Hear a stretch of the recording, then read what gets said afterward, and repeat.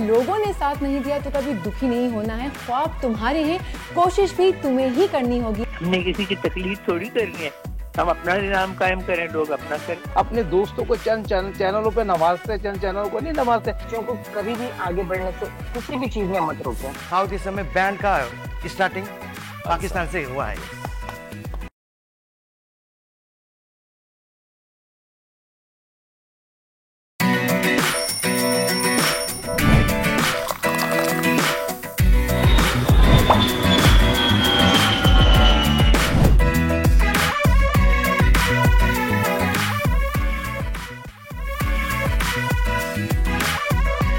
अस्सलामुअलैकुम, good morning. आप देख रहे हैं दुनिया बोल है और दुनिया बोले के साथ मैं हूं सैयद फैसल करीम और मेरे साथ हैं सोनिया संतस। बहुत बहुत शुक्रिया।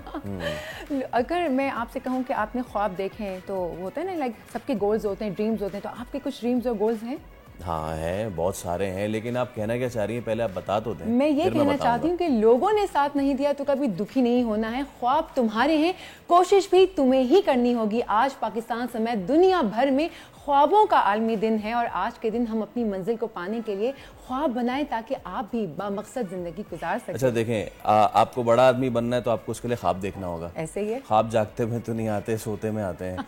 तो फिर सोते रहें। नहीं नहीं हमारे बहुत अच्छे उस्ताद पीरजादा कासिम का शेर है कि मैं ऐसे शख्स का जिंदों में क्या शुमार करूं जो सोचता भी नहीं, ख्वाब देखता भी नहीं। तो ख्वाब देखिए और उस ख्वाब को पूरा करने के लिए जाग जाइए, क्योंकि हम आ गए शो लेके और नजर डालेंगे अब बड़ी खबर पे।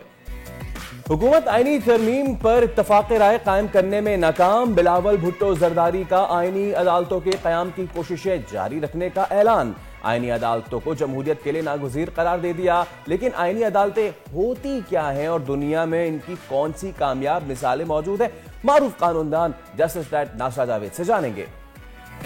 पीसीबी किसी तौर पर सीखने को तैयार नहीं। बांग्लादेश के खिलाफ बदतरीन शिकस्त के बावजूद बगैर किसी बड़ी तब्दीली के कौमी स्क्वाड का ऐलान। शान मसूद पहले ही पाकिस्तानी क्रिकेट की तारीख के बदतरीन कप्तान बन चुके हैं। इंग्लैंड से सीरीज इनके रिकॉर्ड को मजीद खराब ना कर दे। जहां चाह वहां राह। अंपायर सलीमा इम्तियाज नौजवानों के लिए मशअले राह। आईसीसी एलीट पैनल में शामिल होने वाली पहली पाकिस्तानी खातून अंपायर से होगी आज मुलाकात। और कराची में दुनिया की सकाफत के रंग भरने को तैयार। आर्ट्स काउंसिल में कल से वर्ल्ड कल्चरल फेस्टिवल का आगाज होने जा रहा है। मेले में शरीक आर्टिस्ट आज दुनिया बोल है में बनेंगे हमारे मेहमान। ऑल राइट, तो आज आगाज हम करते हैं शो का एक मुनफरिद अंदाज से ना। आपने बहुत सारी फ्लाइट्स ली होंगी, आपने भी, तो वो कहते हैं ना कि अपने कुर्सी की पेटी बांध लें और अगर कोई चीज हो तो ऑक्सीजन का प्रेशर कम हो तो आपके सामने मास्क उतर आएगा, तो आप रख लें। उसमें एक और चीज होती है जो हमें फ्लाइट अटेंडेंट बताती है ना, बड़ी अहम होती है कि अगर खुदा ना खास्ता कोई हंगामी सूरत हाल हो जाए तो आपका जहाज पानी पे लैंड कर सकता है और जो है आप उस पे स्लाइड करके नीचे जा सकते हैं। इसको तो हम आज तक ये समझते रहते हैं, अरे यार कैसे होगा, ये हो गया है। ये हुआ है लाहौर के अल्लामा इकबाल एयरपोर्ट के रनवे पर। उस वक्त अफरा तफरी सी मच गई जब निजी एयरलाइन की कराची से आने वाली फ्लाइट ने इमरजेंसी लैंडिंग की। इस वीडियो में आप देख सकते हैं कि किस तरह जो एक तो स्टाफ है वो वहां पे मौजूद है, प्लस ये कि जब ये स्टेयरकेस खोला गया तो उसके बाद लोग जो है बहुत ही परेशानी के आलम में। देख, अब ये खातून जो थी इनके चेहरे से घबराहट और परेशानी, यू कैन फील इट, इतनी ज्यादा थी, क्योंकि वो मेडे की कॉल आ गई थी ना कि मेडे इट मींस के हम we are in danger zone. तो लेकिन चले, अच्छी चीज ये हुई कि इसको सेफली उतार लिया गया, सारे महफूज है, अल्लाह का शुक्र है। पीर की रात 7:15 पर यह हुआ था। कराची से लाहौर आने वाली परवाज थी FL 846, इसकी जानिब से जब मेडे की कॉल मौसूल हुई तो फिर इनको हंगामी लैंडिंग करनी पड़ी। बताया गया कि जहाज का जो कार्गो कंपार्टमेंट है उसमें धुआं भर गया था। बिल्कुल ऐसा ही। और एयरपोर्ट अथॉरिटी के तर्जुमान का जो मजीद कहना था वो ये था कि मेडे कॉल मौसूल होने के बाद फायर डिपार्टमेंट किसी भी हंगामी सूरत हाल से निपटने के लिए रनवे पर पहुंच गया था। तमाम मुसाफिरों और अमले को जहाज के इमरजेंसी एग्जिट के जरिए बाहिफाजत बाहर निकाल लिया गया था। वैसे इससे कबल PIA का जो दुबई जाने वाला तैयारा था उसको भी वो जो परवास थी तकरीबन 6 मिनट में अचानक 26,000 फीट नीचे आ गई। वो जो एयर पॉकेट 100 फीट भी अगर, मतलब 10 फीट भी अगर हवा में 36,000 फीट की बुलंदी पे थोड़ा सा आगे पीछे हो तो मामला तो हमारे जो है वो हाथ से बाहर चले जाते हैं। तो खैर Absolutely. हाँ, अच्छा, अब इसमें सिर्फ एक चीज और ये कि फ्लाइट अटेंडेंट की जानिब से कहा जाता है उसको सुन लें बहुत ही, चाहे आप जितने भी फ्रीक्वेंट फ्लायर क्यों नहीं हो, क्योंकि इस स्टेयर केस से भी उतरने के अपने कुछ नॉर्म्स होते हैं। आप हील्स अगर आपने पहनी, खातून है, तो आप वो उतार दीजिए, कोई नोकीली चीज़ आपने मेरे की वो उतार दीजिए, पंक्चर होने का भी खतरा होता है। तो भाई तमाम तर बाहिफाजत पहुंच गए, अल्लाह तेरा लाख लाख शुक्र। आगे बढ़ते हैं और आगे बढ़ के बात करेंगे अब उस मामले की जो इस वक्त एक खिचड़ी सी पक गई है।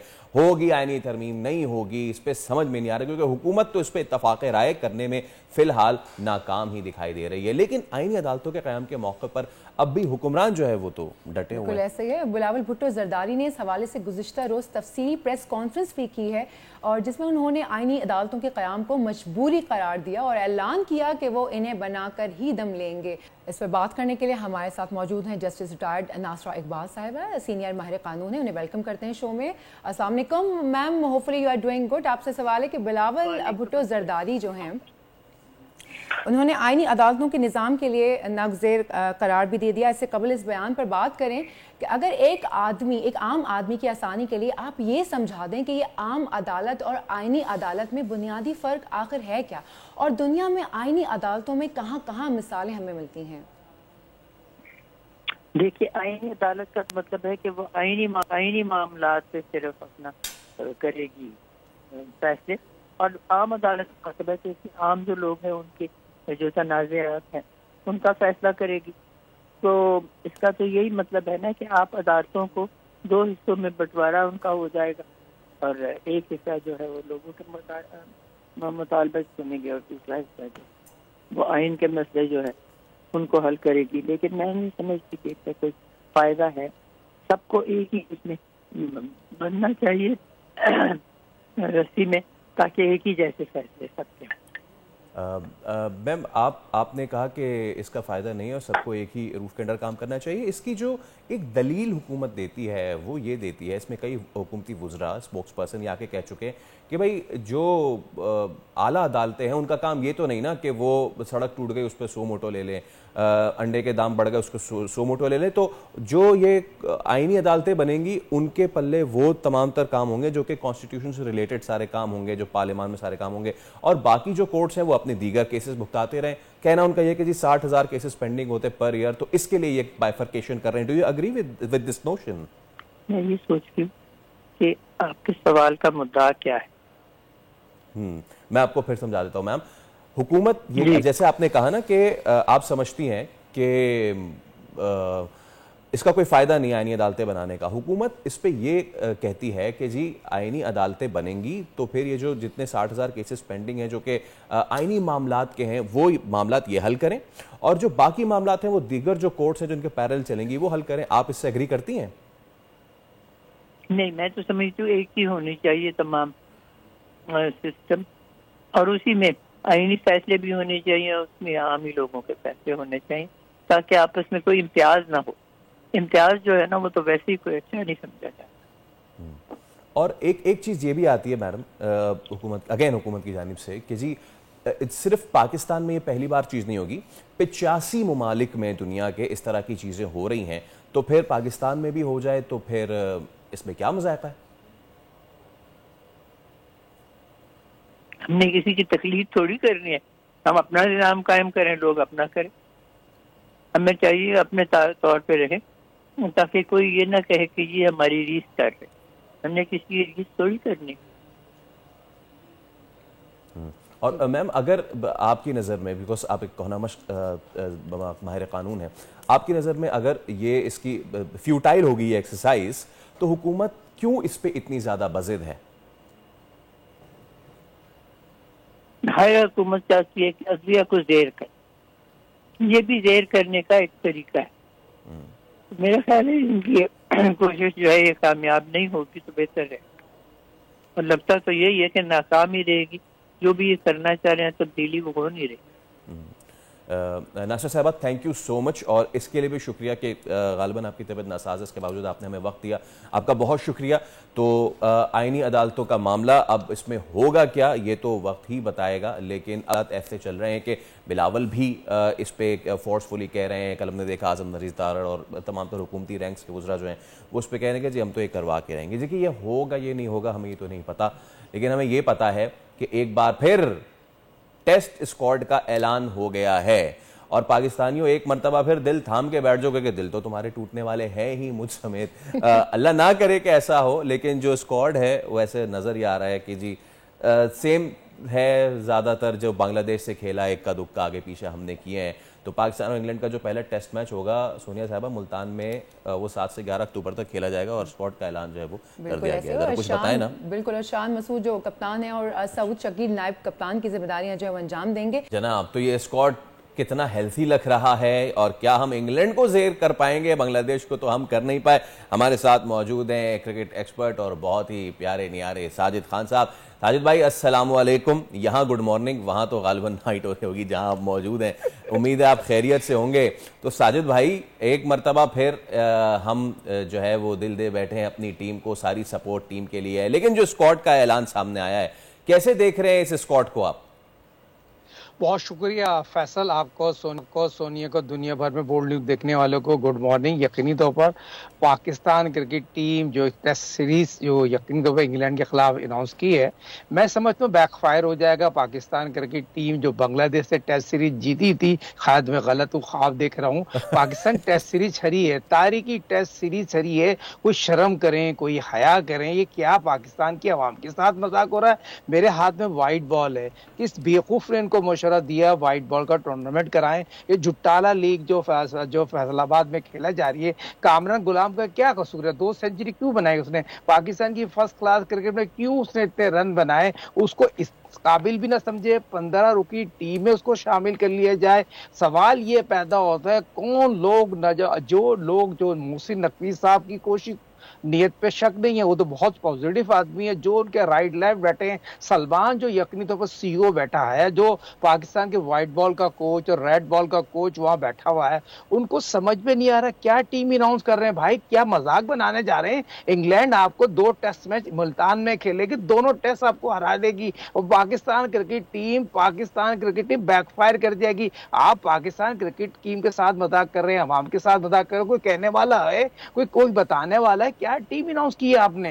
ये मजाक हो रहा है। फिर दूसरा, आपने जो कुछ दिन पहले जो कॉन्फ्रेंस की थी उसमें नसीम शाह नहीं थे, इमाम उल-हक नहीं थे, दूसरी अब्दुल्ला शफीक किस मर्ज की दवा है जिसको आप कैरी कर रहे हैं? फिर उन लड़कों को साइम अयूब वगैरह उनकी अपनी जगह नहीं बनती, उनको आपने मीटिंग में बिठाया हुआ है। सरफराज अहमद जो 15 की टीम में है, अबरार जैसा बंदा जो पाकिस्तान की टीम में रेगुलर टीम का हिस्सा, वो मीटिंग में हो जाए। तमाम किन लोगों को बेवकूफ बना रहे हैं कि दुनिया में जिन लोगों ने क्रिकेट खेली है, ग्राउंड में वर्ल्ड क्लास प्लेयर प्रोड्यूस किए हैं, कि उनको भी खूब बना रहे हैं कि पाकिस्तान में लोग चंद पसंद जो लोग हैं कि पीसीबी के डायरेक्टर मीडिया समी बर्नी को ये नजर नहीं आता, अपने दोस्तों को चंद चैनलों पे नवाजते, चंद चैनलों को नहीं नवाजते। मगर सवाल ये पता, रेड बॉल की क्रिकेट आप 0/0 है। इंग्लैंड एक दफा फिर आपको 3-0 हरा के जाएगी। मुल्तान में आप खेलने जा रहे हैं स्पिन ट्रैक पे, वो भाई 3.5-4 दिन में टेस्ट मैच आप हार जाएंगे। आपकी व्हाइट बॉल की प्रैक्टिस तो फिर आप 150 लड़के खिलाए, 70 लड़के जो पाकिस्तान के खिलाड़ी जो फैसलाबाद में खेल रहे हैं, वो तो वही नया लड़का कौन सा लेके आए? नुमान से मेरे ख्याल में 38 साल का लड़का है, 15 टेस्ट मैच खेले, 47 टेस्ट विकेटें लिए। तो 2023 में आखिरी टेस्ट मैच खेला है, उसके बाद बांग्लादेश में उसको सुला दिया था। फिर साजिद खान जो ऑफ स्पिनर है उसको पेशावर में हमने बिठाया हुआ, फिर आपके स्पिनर नहीं है, फिर आप अबरार पे इसरार कर रहे हैं। अबरार की अपनी कारकर्दगी पाकिस्तान सुपर लीग में और पाकिस्तान कप में क्या थी? फिर जाहिद एक लड़का था जिसने 9 आउट किए, फिर आपने हसनैन लड़का बहुत टैलेंटेड फास्ट बॉलर है, उसको आपने कैरी नहीं किया। फिर मोहम्मद अली को आपने रिलीज कर दिया, फिर आपने इसको रिलीज कर दिया। सलमान भाई ये जो अपना ये काम कामरान गुलाम को। मैं ये कहता हूँ कामरान गुलाम को आपको 15 में रखना चाहिए था। अगर नहीं खिलाते 12-12 रन बनाते ड्रेसिंग में, उसको माहौल कम से कम कॉन्फिडेंस तो देते ना। एक लड़का फर्स्ट क्लास क्रिकेट को आप इज्जत ही नहीं दे रहे। फिर वो ये जो कोच होके इंपोर्ट होके आए, ये समझिए सियासतदानों की तरह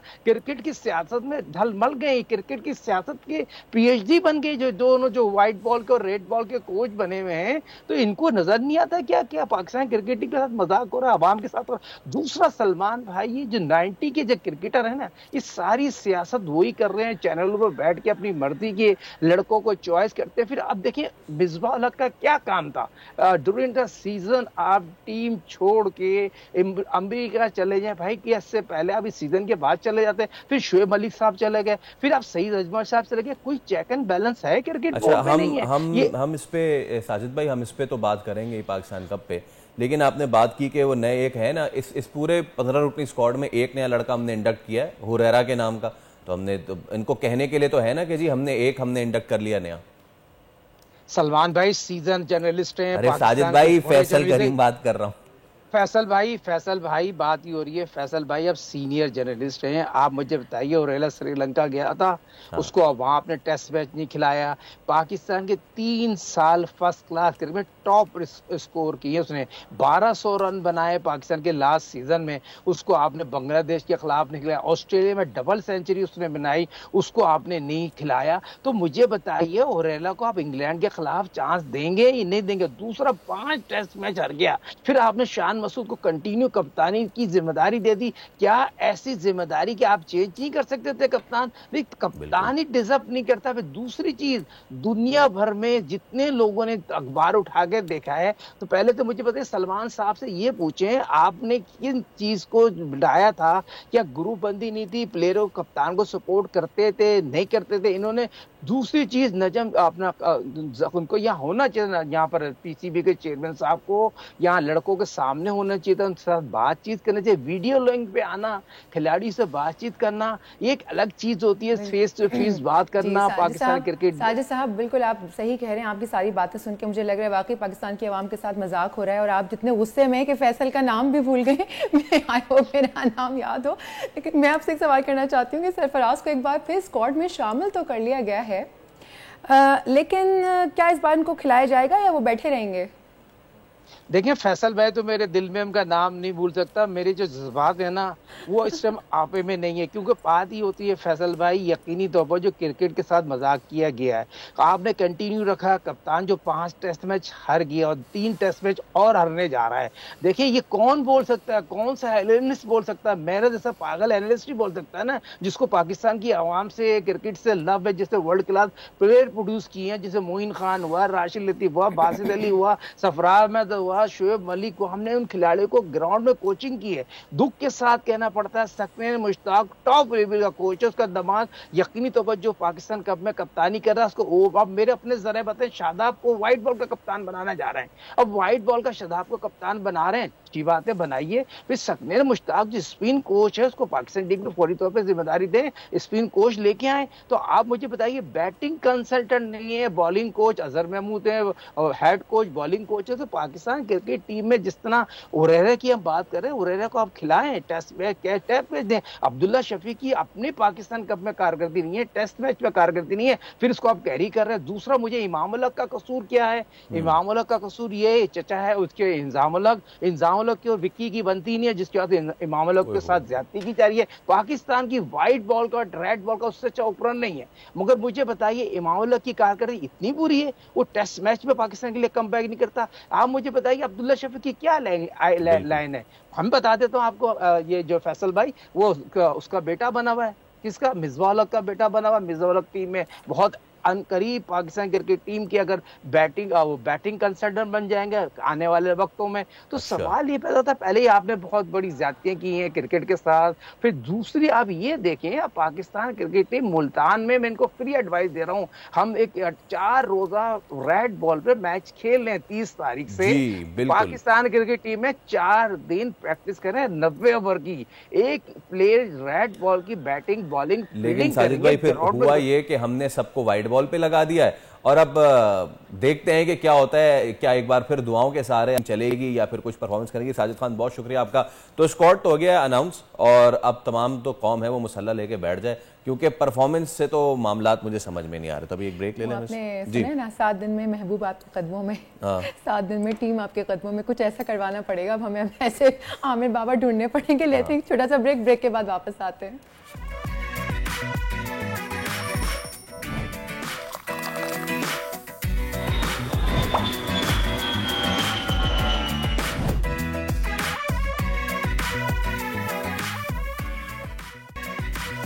एक बार फिर आपको कहेंगे शो में खुशामदीद। और मैं इसका एक स्टॉन्च बिलीवर हूँ कि खातीन के बगैर माशरे की तरक्की नामुमकिन है, खातीन के बगैर माशरा ही नामुमकिन है, तरक्की तो दूर की बात। लेकिन अब ऐसे में पाकिस्तानी खातीन ने भी ज़िंदगी के हर शोबे में अपना लोहा तो मनवाया है। मुल्क की दिफा हो, खेल का मैदान, पाकिस्तानी खातीन ने मर्दों के शाना बशाना पाकिस्तान के लिए काम किया है, मुल्क का नाम रोशन किया है। एक ऐसा ही पाकिस्तानी नाम है पाकिस्तान एम्पायर सलीमा इम्तियाज। बिल्कुल, जिन्हें अब ICC international panel of development umpires में नामजद किया गया है और वो ये ओहदा पाने वाली पाकिस्तानी पहली खातून है। सलीमा 2 तरफा सीरीज और आईसीसी विमेंस इवेंट्स में एम्पायरिंग कर सकेंगी। सलीमा इम्तियाज मुल्तान में पाकिस्तान और जनूबी अफ्रीका की टीमों के दरमियान T20 सीरीज में एम्पायरिंग करेंगी। और ये जो आप बार बार हम आपको दिखा भी रहे हैं, मैम सलीमा और उनकी बेटी कायनात दोनों जो है पाकिस्तान को रिप्रेजेंट कर रही हैं। Ma'am Salima being an umpire और कायनात बीइंग अ क्रिकेटर। तो सलीमा इम्तियाज हमारे साथ मौजूद है। अस्सलाम वालेकुम। हम बार बार मैम मैं आपको इसलिए कह रहा हूँ बिकॉज जिस स्कूल में आप मैम थी, मैं उसी का ग्रेजुएट हूँ। तो मेरे लिए खुद बहुत ज़्यादा खुशी की बात है मैम सलीमा कि I am looking forward to you, और आप माशाल्लाह दुनिया पे छाने वाली है। How is the feeling right now?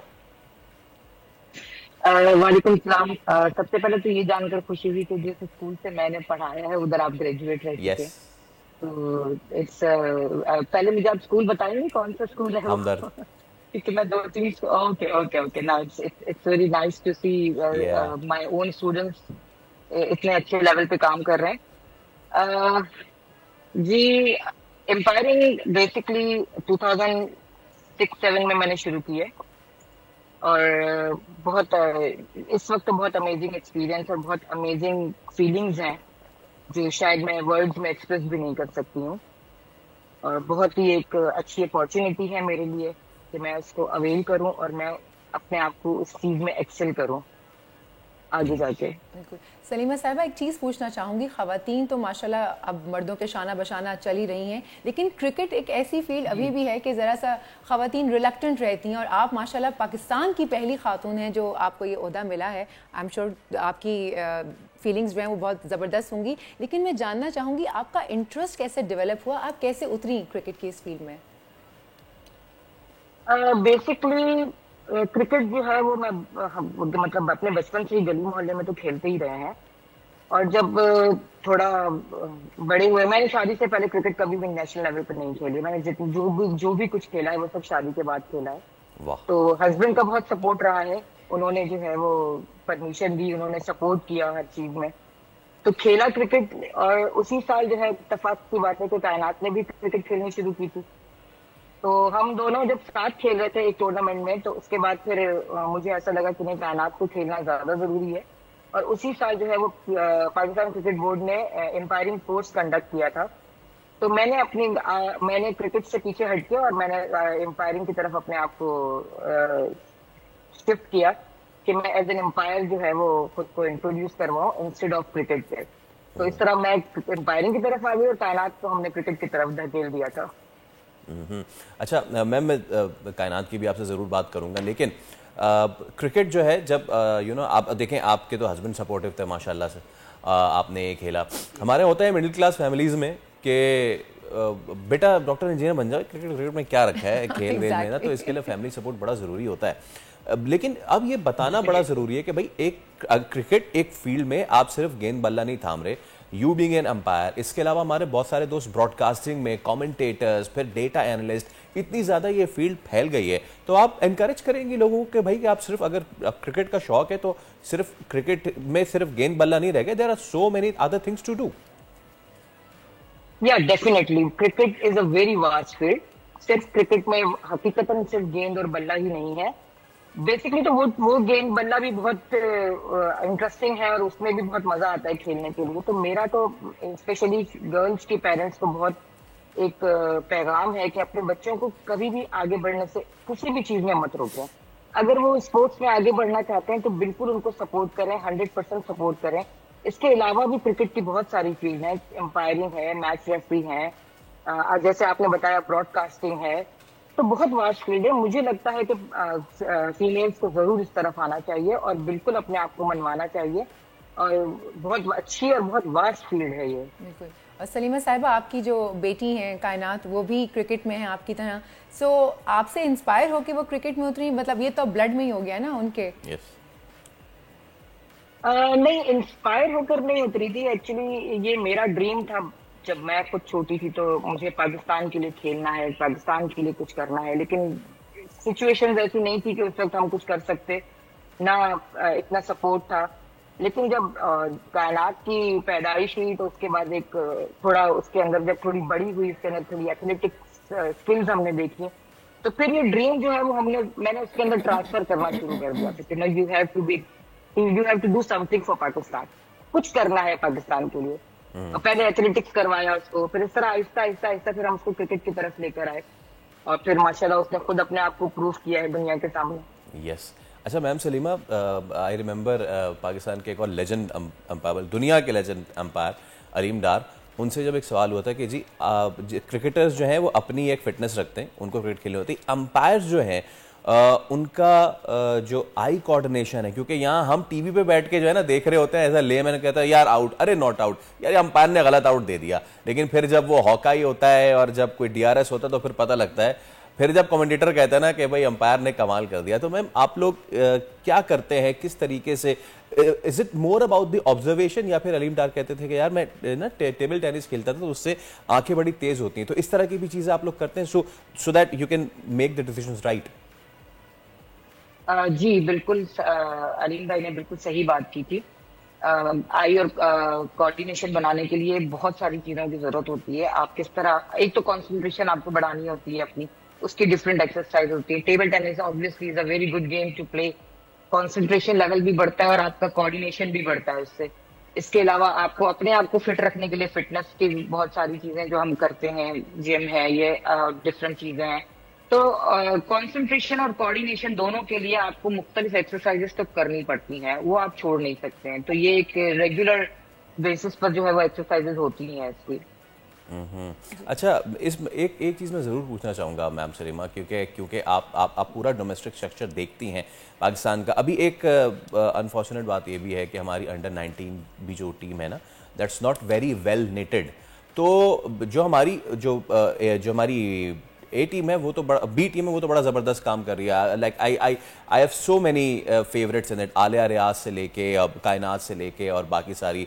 आपको लगता है कि हमारा जो बेसिक इंफ्रास्ट्रक्चर है क्रिकेट का स्कूल्स में, कॉलेजेस में, वो भी उसको अब बेहतर होना चाहिए? I am talking about female cricket specifically. बिल्कुल होना चाहिए। हमारे पास इंफ्रास्ट्रक्चर स्कूल कॉलेजेस में है ही नहीं, जिसकी वजह से वो टैलेंट बाहर नहीं आ रहा जो हमारे बच्चों में है।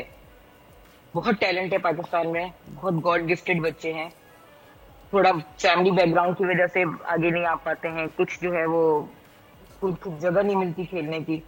तो मेरा ख्याल है कि अब स्कूल और कॉलेजेस को ये स्टेप लेना चाहिए कि वो अपने स्कूल और कॉलेजेस में जो है वो ये क्रिकेट को शुरू करें, बेसिक से शुरू करें, फिर आहिस्ता आहिस्ता वो आगे बढ़ते रहे। जब तक स्कूल कॉलेजेस में शुरू नहीं होगा तब तक थोड़ी प्रॉब्लम तो होगी।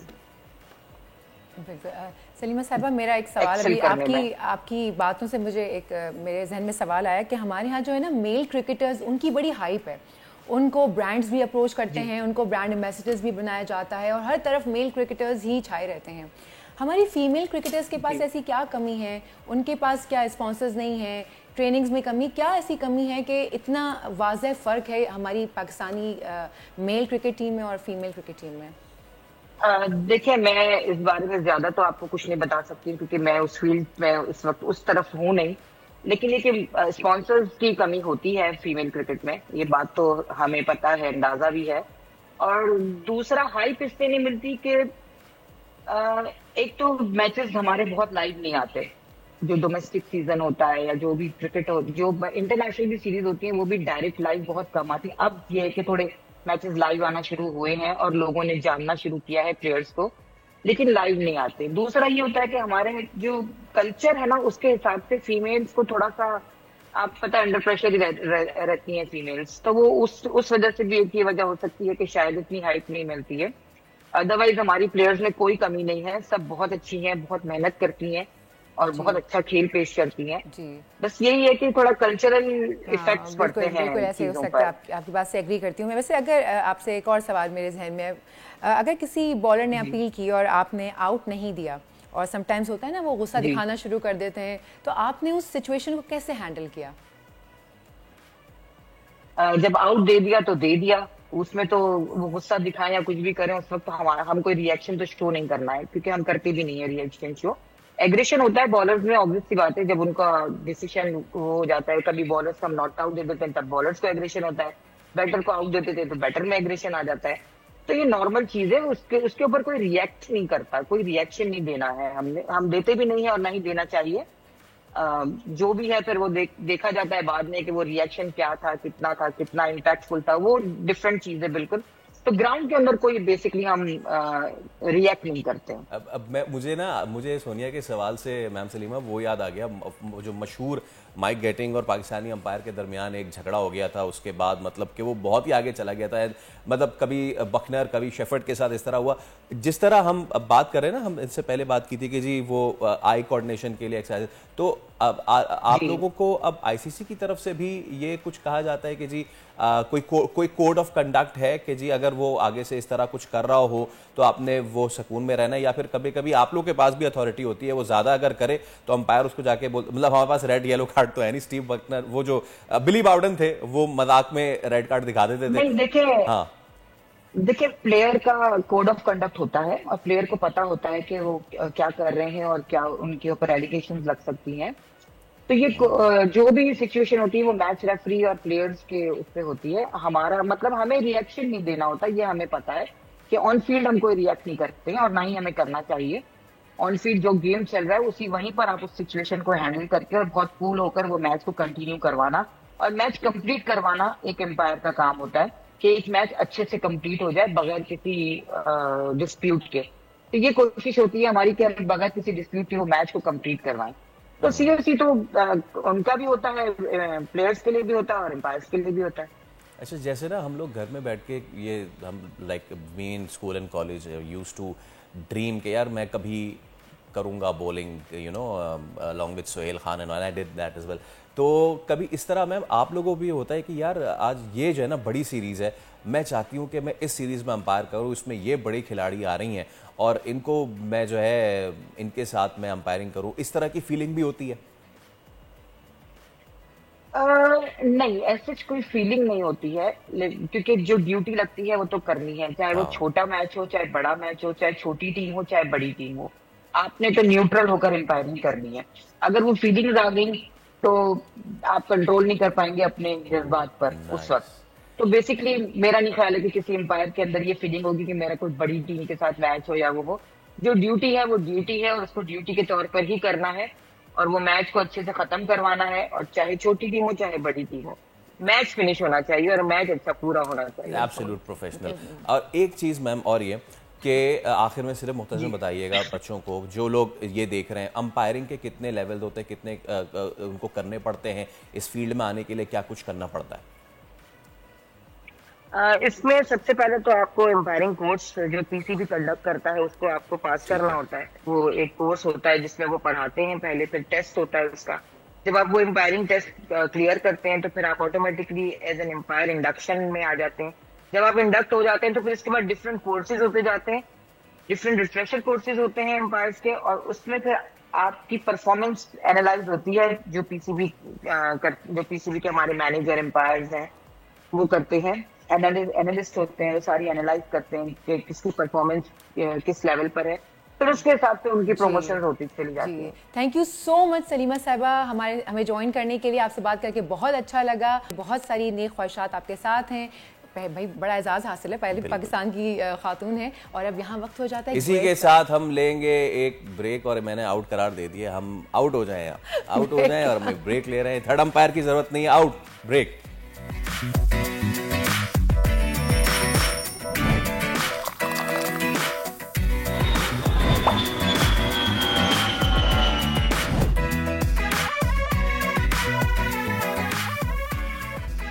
एक बार फिर आपको कहेंगे दुनिया बोले में खुशामदीद, और उम्मीद है कि आपका दिन बहुत अच्छा उसका आगाज हुआ होगा। और जब हम सब सुकून से और आराम से अपने घरों में बैठे हैं तो हमें नहीं भूलना चाहिए उस बर्बरियत को कि जो अब ऐसा लगता है कि उसको सदियां बीत गई हैं, कोई इस पर नोटिस लेने वाला नहीं। हम बात कर रहे हैं इसराइल की गजा, और अब now they have entered Beirut as well. अब अक़वाम मुत्तहिदा की जनरल असम्बली का इजलास जारी है और इसराइली बर्बरियत की गूंज वहां से सुनाई दे रही है। आलमी रहनुमाओं की जानिब से मजम्मत का सिलसिला भी जारी है। बिल्कुल, अमरीकी सदर जो बाइडेन ने कहा कि फ़लस्तीनी एक जहन्नुम में रहने पर मजबूर हैं, गजा में जंगबंदी मुआहदे की फौरी ज़रूरत है। तुर्किया के सदर तैयब अर्दोगान ने कहा कि इसराइली बमबारी से गजा दुनिया का सबसे बड़ा कब्रिस्तान बन गया है। फ़लस्तीन की सूरत हाल आलमी बरादरी के मुंह पर तमाचा है, और इसके साथ साथ सेक्रेटरी जनरल एंटोनियो गुतेरेस ने गजा की सूरत हाल को भी खौफनाक करार दे दिया। इस तमाम तर सूरत हाल पर बात करेंगे। Former ambassador doctor Jameel Ahmed Khan हमारे शो में आज मेहमान है। बिल्कुल, welcome to the show sir. अक़वाम मुत्तहिदा का जो है अक़वाम मुत्तहिदा का इजलास जो है वो जारी है, और दूसरी तरफ दुनिया भर में इसराइल जारहियत के चर्चे जो हैं वो हो रहे हैं, पहले गजा और अब लबनान। कैसे देखते हैं आप इस सारी सूरत हाल को? देख लीजिए कि जब एक बहुत बड़ा ताकतवर मुल्क जो कि अमेरिका है और उसके एलाइज अगर इजराइल का जिस तरीके से साथ दे रहे हैं, तो इजराइल तो अब बेलगाम हो गया है। और इसका जिक्र सेक्रेटरी जनरल ने जिक्र कर ही दिया कि वो वहाँ क्या होना चाहिए, क्या हो रहा है। अब इतना बेलगाम इजराइल हो चुका है कि गजा में 41.5 बल्कि 42,000 लोगों को शहीद करके भी सब्र नहीं आया, और उससे कई गुना ज्यादा तकरीबन 1.5 लाख मकानों को तबाह कर दिया। 80% मकान 85% रहने के काबिल नहीं है। तकरीबन 250 के करीब जर्नलिस्ट और इतनी तादाद तकरीबन यूनाइटेड नेशंस के स्टाफ को, तो ये सारे फैक्ट एंड फिगर तुर्किया के सदर दे चुके हैं आज रात को, जो उन्होंने तकरीर की है, और ये सारे हम सारों को इल्म है। तो इसके साथ साथ एक और फ्रंट खोल दिया है इजराइल ने, जो कि पता था, और मैं आपके प्रोग्रामों में कह चुका हूं कि 1 by 1 and turn by turn. तो अभी देखिए कि लेबनान में क्या किया है, पिछले 48 घंटों में 558 लोगों को शहीद कर दिया है, और उसमें ख्वातीन 94 ख्वातीन जो हैं वो भी शहीद हो गई, और इसी तरह जख्मी हजारों की तादाद में 1800 की तादाद आई है, लेकिन उससे कहीं ज्यादा है। आप अंदाजा करें 48 घंटों में 1600 बम्बार्ड्स यानी कि 1600 सॉर्टीज हुई हैं। F-35 जो दुनिया का जदीद तरीन तैयारा है, और उससे बम्बार्डमेंट की जा रही है। बैरूत तक पहुंच गए हैं, सदर्न बैरूत तक। तो ये तो महसूस होता है कि जिस तरह मैंने अपने मजमून में 6 दिन पहले लिखा था कि लेबनान एक और गाजा बनने जा रहा है, आज सेक्रेटरी जनरल ने वही बात कर दी। आज सेक्रेटरी जनरल ने वही बात कर दी कि किस तरीके से ये बैरूत को और लेबनान को किस तरीके से ये गजा बनाने जा रहे हैं। कलामी की उसके बाद असल एंटोनियो गुतेरेस ने भी बात की, रजब तैयब एर्दोगान ने भी बात की, हम भी बात करेंगे। बात करने से ना गजा संभला है, और खाकम बदहन बात करने से ना बैरूत संभलेगा। What's the way forward then? इस वक्त अक़वाम मुत्तहिदा की जनरल असम्बली का इजलास शुरू होने वाला है, आलमी रहनुमा सारे इकट्ठे बैठे हैं, और दूसरी जानिब बम पे बम गिराए जा रहे हैं। और यही तो एक सबूत है कि किस तरीके से इस सबूत का मिल गया हमें कि किस तरीके से आलमी रहनुमा, तमाम के तमाम आलमी रहनुमा मासवाए अमेरिका और उसके एलाइज के कितने बेबस नजर आ रहे हैं। मैं ये नहीं कहूँगा बेहिसी तो सिर्फ यूनाइटेड स्टेट्स और उनके एलाइज हैं उनका, वो किस तरह इसका जिक्र आज आ चुका इसका जिक्र तकारीर में जो ब्राजीलियन ने किया, सदर ने किया और बाकी रहनुमाओं ने किया है। उसमें ये है कि अगर अमेरिका सिर्फ ये भाषण अगर देता रहेगा जुबानी कलामी और खुद नहीं रोकेगा इजराइल को, ये मुमकिन नहीं है कि अमेरिका इजराइल को रोके, वो ना रुके, चले ना रोके, अपने बैरी बेरे हटा ले, अपने बम और बारूद जो 150 टन सप्लाई हो चुका है उससे कहीं ज्यादा अभी और हो रहा है, तो वो खत्म कर दे, तो इसराइल को बिल्कुल मजाल ही नहीं है कि वो आगे इसको बढ़ा सके। तो दुनिया अक़वाम के तमाम लीडरान जितने बेबस नजर आ रहे हैं, तो उसका हल क्या है? आपने हल पूछा है कि ये जो हमारे रहनुमा हैं, जो इस खित्ते के जितने भी रहनुमा हैं, और खास तौर पर OIC के 57 ममालिक जो कि बिल्कुल इस वक्त जिनको के बेहिसी के साथ साथ सरासमी फैली हुई है, डर और खौफ फैला हुआ है, तो उनके पास तो एक इंटरनेशनल कानून के मुताबिक ताकत है ना। और उसका जो OIC का चार्टर, उसका आर्टिकल 8, आर्टिकल 9, उसके तहत जब चाहे इमरजेंसी मीटिंग कॉल करें, एक्स्ट्राऑर्डिनरी सेशन, उसमें इजराइल को अपनी फिजाओं से गुजरने पर पाबंदी लगा दें, उसमें उनको इंटरनेशनल कानून के मुताबिक है। और जब अपनी फिजाओं से पाबंदी लगा देंगे तो उनको बारूद और गोला बारूद नहीं मिलेगा, कुछ और नहीं कर सकते। बायलैटरल सैंक्शन लगाना शुरू करने के हम आपसे ट्रेड नहीं करेंगे, लेकिन ऐसी करने की भी हिम्मत नहीं है। और उससे ज्यादा ये कि सारी की सारी एक डिफेंस पैक्ट करें बैरूत से, बाकी ममालिक भी करते हैं एक दूसरे के साथ, जिस तरह नेटो ने बहुत सारे ममालिक आपस में उन्होंने जो बनाया हुआ है अपना ग्रुप, तो ये अपना डिफेंस पैक्ट करें बैरूत से और जाके बैठ जाए अपनी फौज लेके। हमारी इस्लामिक फौज तो वैसे भी है, तो हल तो इसका है, लेकिन वो डर और खौफ जो है ना उसको करने नहीं दिया जाएगा। इसका मतलब क्या हुआ? इसका मतलब ये हुआ है कि ये जो ग्रेटर इजराइल का कॉन्सेप्ट है, और इस पे गुफ्तगू हो रही है न्यूयॉर्क में इस वक्त, ग्रेटर इजराइल के कॉन्सेप्ट के तहत लबनान को भी ये कब्जा किया जाएगा आहिस्ता आहिस्ता करके, और गजा को तो बहरहाल फलस्तीन को तो कब्जा कर ही लिया है, जो थोड़ा बहुत टुकड़ा रह गया उसको कोशिश की जा रही है। तो उस सिलसिले में प्रॉब्लम एक है यहाँ। प्रॉब्लम ये है कि ये जो हमारे रहनुमा समझ रहे हैं कि ये इनकी हुकूमतें और इनके ममालिक इसी तरह चलते रहेंगे, तो उसका खदशा और खतरा ये हो गया है कि अब इजराइल रुकने वाला नहीं, क्योंकि उसको पता है कि वो बेलगाम है और उसको सपोर्ट है। और उसकी सपोर्ट की वजूहात जो अमेरिका में खास तौर पे लॉबिंग है इनकी, जिसको एपैक कहते हैं, एपैक की लॉबिंग वहाँ इजराइल, अमेरिकन इजराइल जो इनकी कमेटी है उसके तरफ से, तो वो इतनी ज्यादा ताने बाने बुन दिए गए हैं उनके तमाम इदारों में कि जितनी पॉलिसी और डिसीजन मेकिंग होती है वो इजराइल के खिलाफ जा ही नहीं सकती। तो इसका मतलब ये हुआ कि जो आप सड़कों पर, रोडों पर जो एहतजाज देखते हैं, दर्द दिल रखने वाले लोग जो बाहर निकलते हैं, उनकी इसलिए कोई वक्त नहीं रहती कि पहली बात यह है कि डिसीजन मेकर्स को काबू किया हुआ है उस इदारे ने जो मैंने बताया, जो इजराइल के लिए वहां लीगली काम करता है। दूसरी बात यह है कि अगर सिक्योरिटी काउंसिल का जो 3 इन्होंने रेजोल्यूशन को वीटो किया है अमेरिका ने, अब तो काफी लोग जाँ बाक हो गए हैं, अब वीटो ना करें। आ रहा है आज रात को एक सिक्योरिटी काउंसिल का इजलास हो रहा है, उसमें रेजोल्यूशन लबनान की जंग रुकवाने के लिए आ रहा है, आप देख लीजिएगा। उसमें भी यूनाइटेड स्टेट्स जो है या तो वीटो कर देगा जब तक कि उसकी मतलब की बात नहीं आएगी। आप अंदाजा करें कि इजराइल के सेल्फ डिफेंस की बात हो रही है, लेकिन ये फलस्तीन की हक खुद इरादियत की बात नहीं हो रही है। फलस्तीन की जो जमीनों पर कब्जा हुआ है उसकी बात नहीं हो रही है। फलस्तीनियों के साथ, जो बच्चों के साथ, औरतों के साथ जो पूरी दुनिया कह रही है जो जुल्म और बर्बरियत है, उसके बारे में बात नहीं हो रही है। फलस्तीनियों के लिए जो सिक्योरिटी काउंसिल की जो रेजोल्यूशन पास हुई हैं पिछले कई दहाइयों से, उस पर अमल नहीं हो रही है, कोई किसी किस्म का उस पर बात नहीं हो रही है। तो उस लिहाज से इसका हालांकि खमियाजा भुगतना पड़ेगा डेमोक्रेट्स को। अगर ये सिलसिला नहीं रुका तो इसके बावजूद कि कमला हारिस का ग्राफ अभी बढ़ता जा रहा है, और ये अगर कश्त व खून जारी रहा लबनान में भी, तो वो ऑटोमेटिकली उनका ग्राफ के नीचे आना शुरू हो जाएगा और इसकी कीमत काफी देनी पड़ जाएगी। तुर्की के सदर, एक चीज़ ये कि जैसे आप भी कह रहे थे कि अब थिंग्स हैव वर्सनड अप और लबनान तक चीज़ें फैल चुकी हैं। अभी मैं जो इनका अखबार है डेली हारत्स, वो मैं देख रहा हूँ। एक चीज़ ये कि काउंटर कैसे किया जाए ना, इसराइल शोर होगा वावेला ये मचाता है कि देखो हम पे मिसाइल फायर कर दिए। आज की जो तमाम तर इसराइली अखबार है उनकी हेडलाइन ये कि जी तारीख में पहली मरतबा जो वस्ती इसराइल है उस पे हिजबुल्लाह ने जो है वो मिसाइल फायर कर दिया और अब उसका वो शोर होगा मचा रहे हैं।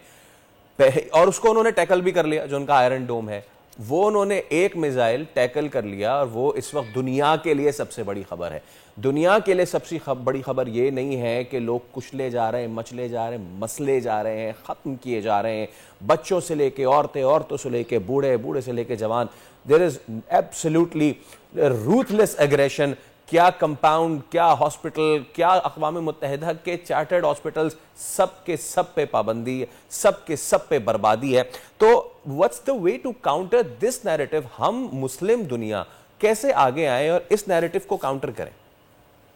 देखिए ना, इनको इदराक इस चीज का जब हो जाएगा और होना शुरू हो गया होगा कि ये जो मामला है ये रुकता नजर नहीं आ रहा है लेबनान पे। अगली बारी ईरान की है, और ईरान के बाद ये के बाद ये गिरे, जिस तरह इराक के साथ हुआ, लीबिया के साथ हुआ, सीरिया के साथ हुआ।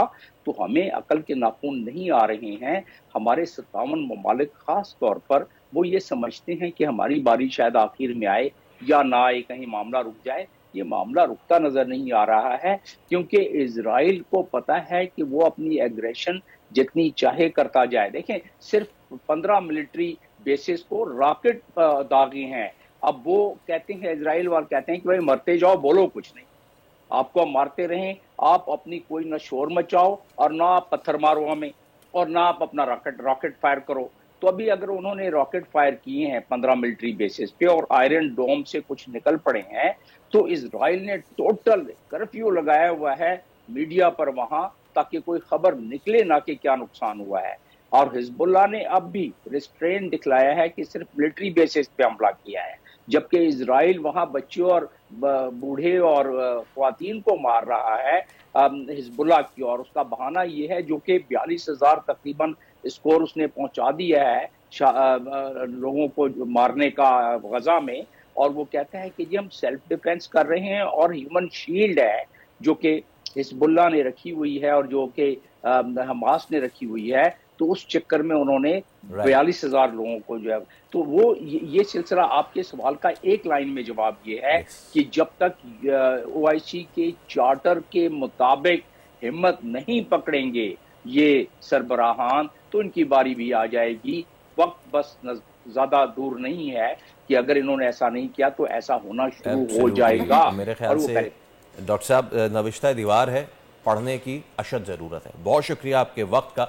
तो इसराइल ने जो है वो अपने पंजे अब लबनान की तरफ गाड़ना शुरू कर दिया, और अगर कोई ये सोच रहा है कि वो शायद यहीं बस कर देगा, तो फिर ये उसकी खाम ख्याली है। और अल्लाह करे कि OIC जो है वो इसमें कुछ किरदार अदा कर सके, क्योंकि अक़वाम मुत्तहिदा जो किरदार अदा करेगा अगले 3 से 4 दिन में हमें पता चल जाएगा। बिल्कुल ऐसा ही है। और अब वक्त हो जाता है एक ब्रेक का। एक छोटी सी ब्रेक लेते हैं, ब्रेक के बाद वापस आते हैं और प्रोग्राम को आगे बढ़ाते हैं। Let's take a break.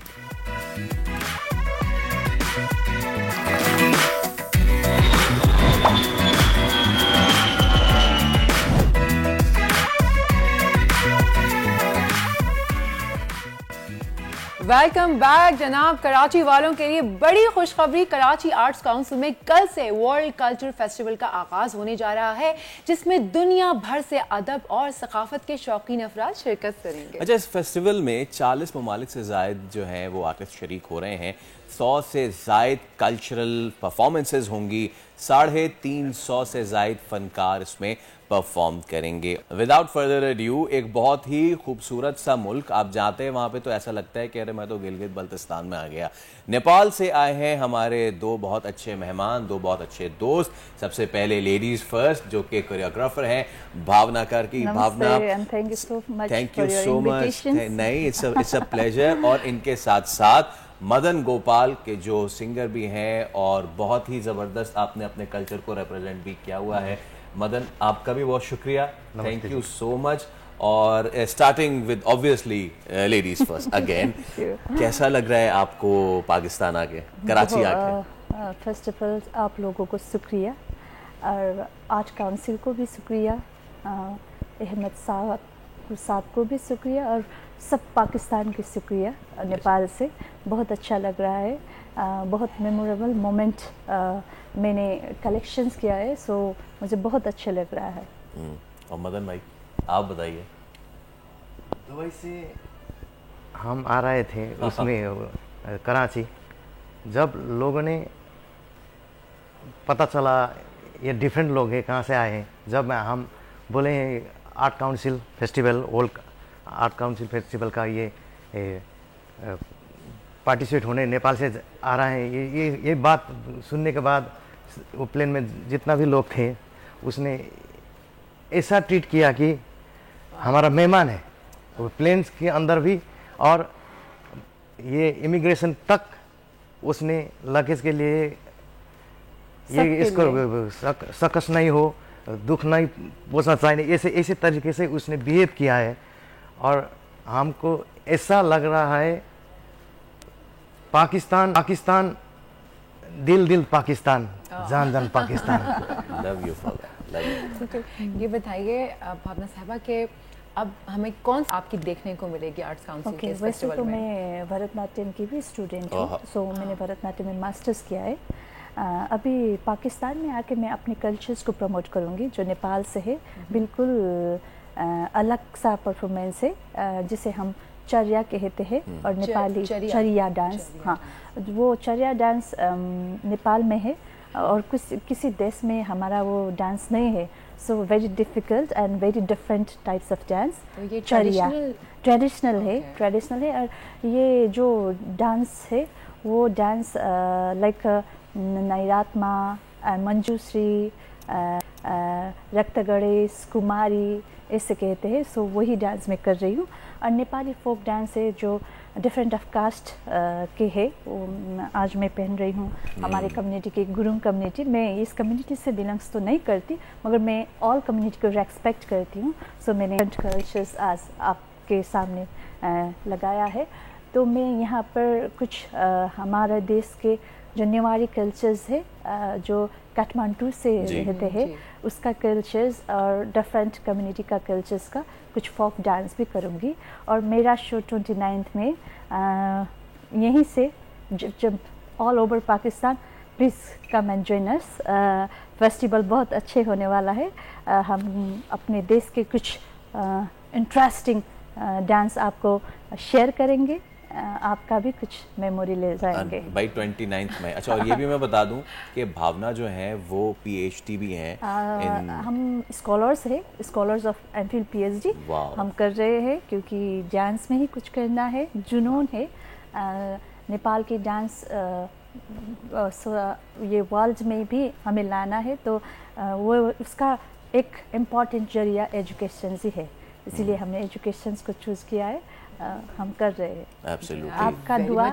आपका दुआ चाहिए, पाकिस्तान की दुआ, सबकी दुआ चाहिए। नहीं, सिर्फ दुआ नहीं, हम तो आगे देखेंगे भी। वेरी मच इंक्विजिटिव कि आपने कहा वो ट्रेडिशनल डांस होगा और स्पेशली वो आपको ही आता है और वहाँ का वो खास डांस है जो दुनिया में कहीं नहीं होता।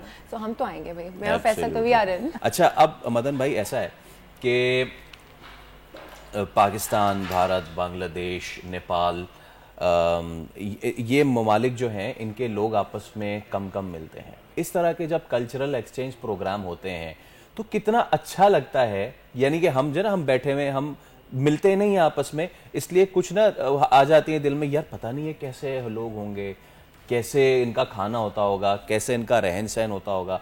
जब मिलते हैं और जब वो एक सिमिलैरिटी लगती है तो उस वक्त कैसा फील होता है? देखिए, मेरे ख्याल से म्यूजिक सबसे पहला लैंग्वेज है ये संसार में। साउंड के जरिए लैंग्वेज स्टार्ट हुआ है। लफ्ज पीछे आते हैं। इसे ओम नाद ब्रह्मणे नमः, आफ्टर देन ओम शब्द ब्रह्मणे नमः, यानी कि वर्ड। पहला नाद मीन साउंड। इसके जरिए मेरे हिसाब से पाकिस्तान का बहुत लोग का मैं फॉलो करता हूँ। म्यूजिक एजुकेशन हम ईस्टर्न फिलोसफी में रहते हैं। ईस्टर्न फिलोसफी ये साउथ एशियन रीजन में वो सारेगामा से राग, ठुमरी, कजरी, होरी, चैती, सूफिया एंड एवरी कंट्री का ट्रेडिशनल म्यूजिक भी इनसाइड चल रहा है। बिल्कुल। जैसे रेशमा जी के मैं जानता हूँ, लंबी जुदाई। ये नेपाल के बहुत म्यूजिक लोग पाकिस्तान के लोग का गीत क्यों सुनते हैं कि ये एजुकेशन, इसमें एजुकेशन भी है। inside the song there is so many education technical things. और मैं ये फेस्टिवल से ये सोच रहा हूँ, जिसके पास वो होता है वो वही काम करता है। पाकिस्तान के पास संसार के सभी म्यूजिक को एडप्टेशन किया है। वेस्टर्न म्यूजिक में भी पाकिस्तान इतना आगे है, इतना आगे है, जो बैंड का साउथ एशिया में बैंड का स्टार्टिंग पाकिस्तान से हुआ है। और इंडिया में, बॉलीवुड में और नेपाल में भी पाकिस्तान का फॉलोअर्स है। उस्ताद जो क्लासिकल म्यूजिक का वो तो बात उसका तो कोई रिप्लेसमेंट नहीं। और कमर्शियल, मॉडर्न, गजल, सूफी, नेपाल में क्या होता है कि सूफी में वो नेपाल के इन्वायरमेंट ऐसा है, मिड ऑक्टेव में रहते हैं नेपाली सॉन्ग। बिल्कुल ठीक। नेपाली सिंगर आप मिड ऑक्टेव में जब पाकिस्तानी सिंगर से ऊंचे जाएंगे ना, और वो फील कर रहा है मैं सिंगर अब हो रहा हूँ। बिछड़े अभी तो हम बरसों,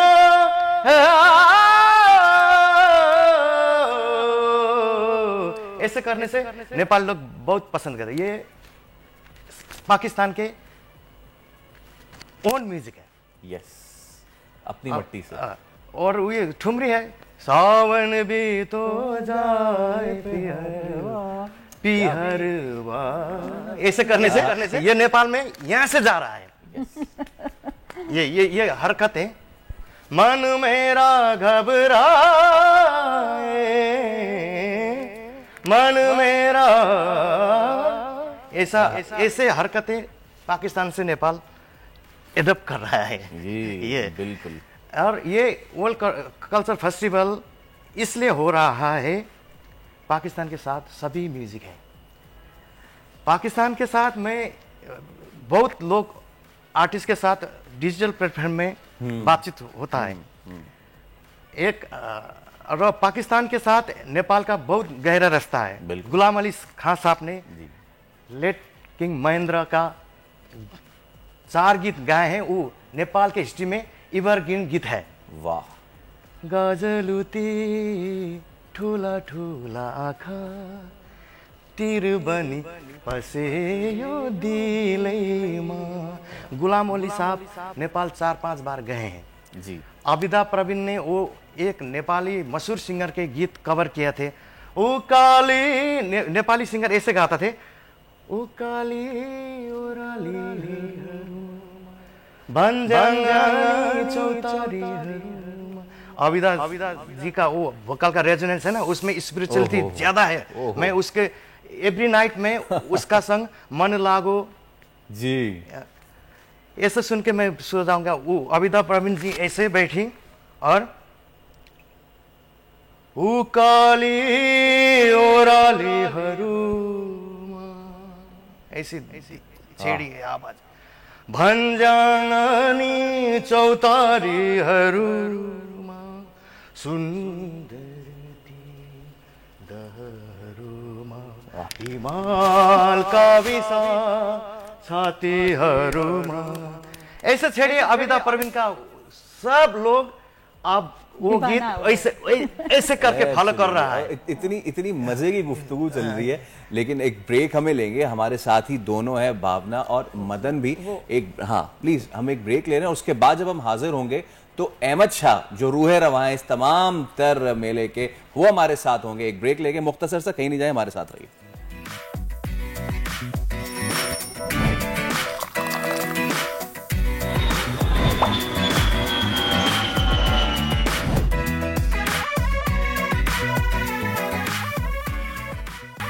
एक बार फिर आपको कहेंगे खुश आमदीद। और भावना और मदन भाई तुम्हारे साथ हैं ही, लेकिन जो कराची शहर की रौनकें लौटाने में जिन शख्सियत का बहुत बड़ा हाथ है, सिर्फ आर्ट्स काउंसिल नहीं, पूरे शहर की रौनकें लौटाने में, चाहे वो अदबी मेला हो या फिर कोई इस तरह की तकरीब हो, तो उस शख्सियत को हम ना मदू करें तो फिर तो कारवां फीका फीका रहेगा, फिर बज़्म में जो है वो रोशनी नहीं रहेगी। अहमद शाह साहब हमारे साथ मौजूद हैं। अहमद साहब, सबसे पहले तो गुड मॉर्निंग, अस्सलाम वालेकुम, बहुत शुक्रिया आपके वक्त का। और मेरी तरफ से, हमारी पूरी टीम की तरफ से आपके लिए, आपकी टीम के लिए एडवांस में बेस्ट ऑफ लक।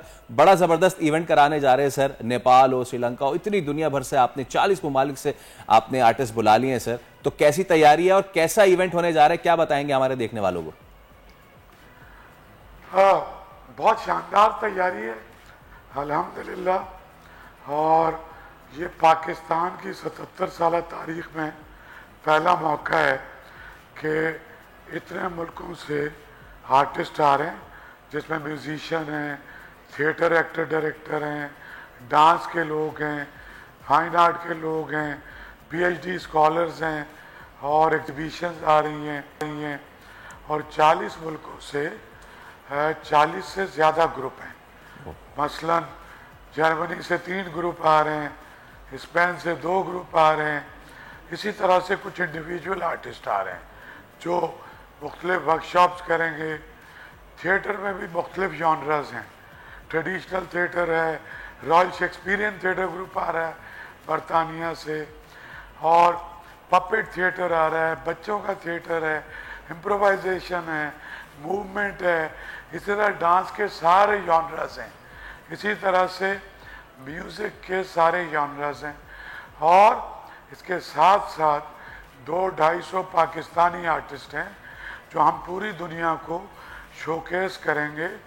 पाकिस्तान का सारा फोक, सारा इंस्ट्रूमेंट्स जो हमारे इंडस सिविलाइजेशन के हैं, हमारे पास फोक इंस्ट्रूमेंट, क्लासिकल, मॉडर्न, सारा गिलगित बल्तिस्तान, कश्मीर, केपी, पंजाब, सिंध, बलूचिस्तान, पूरे पाकिस्तान के आर्टिस्ट भी इसमें सारी दुनिया के आर्टिस्टों के सामने परफॉर्म करेंगे, क्योंकि हम बहुत सारी चीज़ों में दुनिया को लीड कर सकते हैं। तो अल्हम्दुलिल्लाह हमने इसको शोकेस किया है। तो पाकिस्तान में कभी भी ऐसी कोई चीज़ नहीं हुई। दूसरी बात यह है कि ये एक पूरी दुनिया को ये बात समझ आ चुकी है कि जो डिप्लोमेसी का सबसे मौसर हथियार या टूल है वो है ही कल्चर। दुनिया में जब मुख्तलिफ तजादात हैं, कॉन्फ्लिक्ट्स हैं, तो लोगों को आपस में जोड़ने का जो वाहिद ज़रिया है वो लिटरेचर और कल्चर है। तो ये बात मेरे ख्याल में हमारे फॉरेन ऑफिस, हमारी हुकूमत को भी समझने की ज़रूरत है। और कि आप देखें हमारे पड़ोसी मुल्क को हॉलीवुड के ज़रिए अमेरिका ने 100 बरस में जो नैरेटिव दिया फर्स्ट वर्ल्ड वॉर का, सेकेंड वर्ल्ड वॉर का, वही दुनिया ने तस्लीम किया, चाहे वो सच है चाहे वो झूठ है। तो मीडिया जो है ना, ये सबसे मजबूत चीज़ है। और सॉफ्ट डिप्लोमेसी, भाई आपके डिप्लोमेट कुछ नहीं है, लेकिन अगर राहत फ़तेह अली खान या अब्दा परवीन या आरिफ लोहार या मेरा इंस्ट्रूमेंटलिस्ट, मेरा सितार नवाज दुनिया में जब जाता है तो सारी दुनिया कवाली मेरी फरीद अयाज।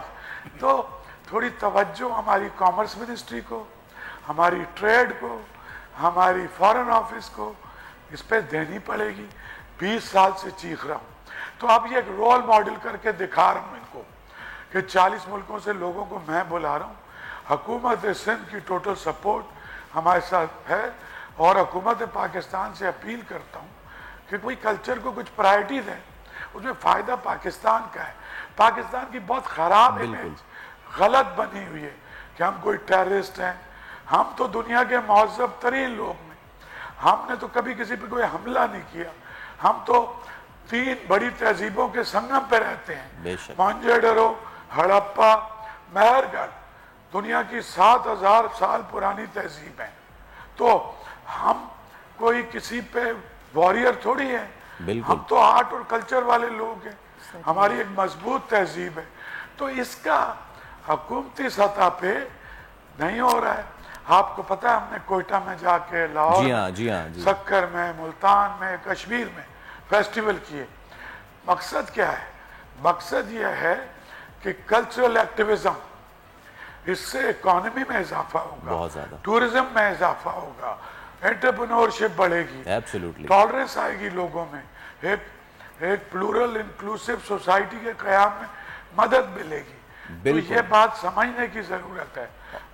और अहमद शाह साहब, क्योंकि आप ये बात ज़बरदस्त तरीके से समझ चुके हैं, क्योंकि वक्त मुख्तसर है, लेकिन देखें हमारा आपका ये रिश्ता ऐसे ख़त्म नहीं होगा, क्योंकि जो फेस्टिवल होने जा रहा है उसमें तो हम आएंगे, उसको शूट भी करेंगे, अटेंड भी करेंगे। आपका बहुत शुक्रिया। और ये दोनों मेहमान हमारे साथ मौजूद हैं प्रोग्राम का। हम अब इख्तिताम की लेकिन इख्तिताम ऐसे तो नहीं करेंगे भाई। इख्तिताम करने से पहले आप दोनों का बहुत शुक्रिया, और इख्तिताम करेंगे आपके एक गाने से। तो प्लीज़। मैं नेपाल के रिप्रेजेंटेटिव होने के बाद ये गाने जा रहा हूँ जी। एक बात बताने जा रहा हूँ। नेपाल के हिस्ट्री में क्या है कि सिंगर्स के हिसाब से बहुत पाकिस्तानी सिंगर्स ने गाए हैं। बिल्कुल। मेहदी हसन साहब ने भी गाए हैं। बिल्कुल। लेकिन कंपोजर के हिसाब ने वो मेरे को मिला है। ठीक है। इमाद रहमान साहब। बताइए। वहाँ के कंपोजिशन नेपाल में मैंने नेपाली वर्ड्स में किया है। अच्छा। और म्यूजिक प्रोडक्शन सभी काम इमाद जी ने किया है। वो गीत मैं गाने जा रहा हूँ 28 तारीख को भी। हाँ बिल्कुल। और इसी के साथ हम प्रोग्राम से भी अब जो है आपको अलविदा कहते हैं।